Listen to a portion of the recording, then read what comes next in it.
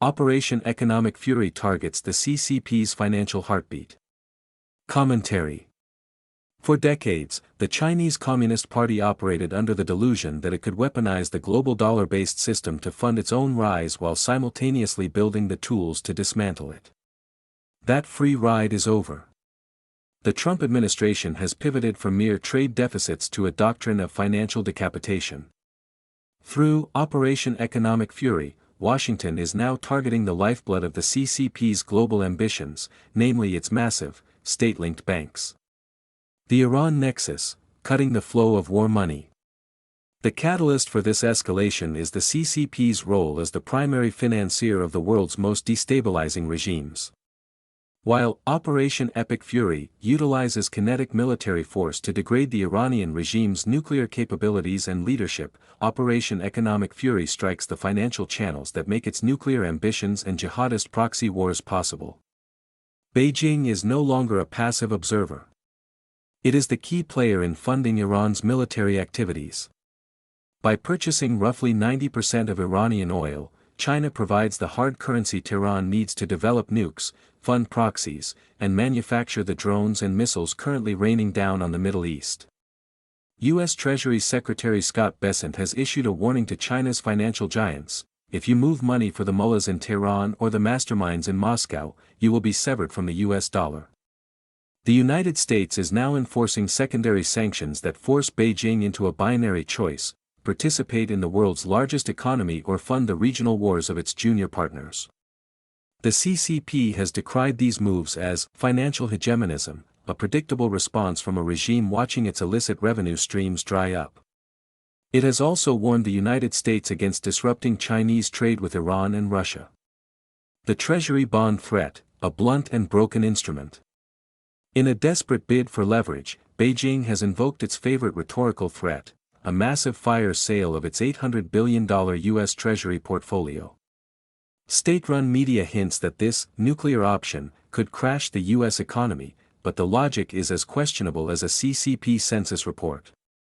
A massive sell-off would trigger a surge in interest rates, devaluing China's remaining holdings and cratering the very export markets Beijing relies on for survival.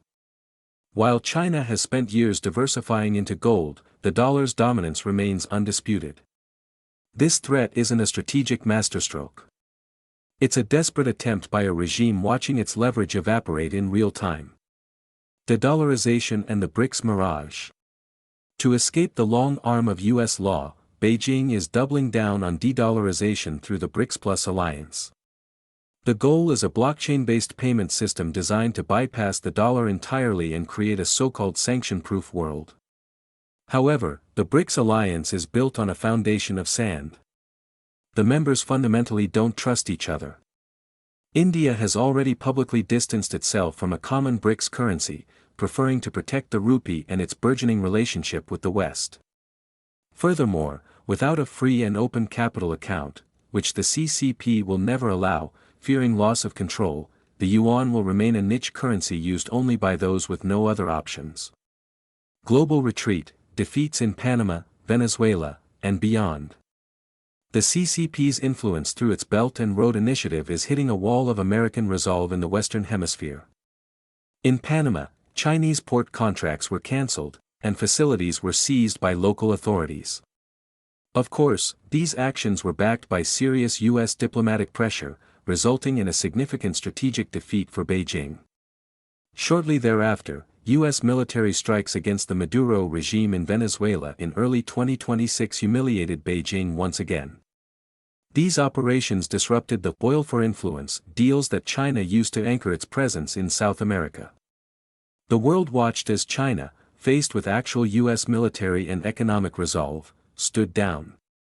Communist China's reputation as an untouchable superpower has suffered as its so-called partners realize that Beijing's debt traps offer no protection against U.S. enforcement of global rules. The collapse of the Maduro-Beijing axis has left the CCP's South American strategy in shambles. The age of consequence. The CCP is discovering that you cannot destroy a system while simultaneously relying on it for your very existence. By targeting Chinese banks and their treacherous trading partners, the United States is striking at the heart of the party's power. Beijing may bluster about BRICS currencies and treasury sales, but the fundamental truth remains: without access to the dollar, the CCP's global machine runs out of fuel. The age of consequence has arrived, and for the first time in decades, Beijing is the one being hunted.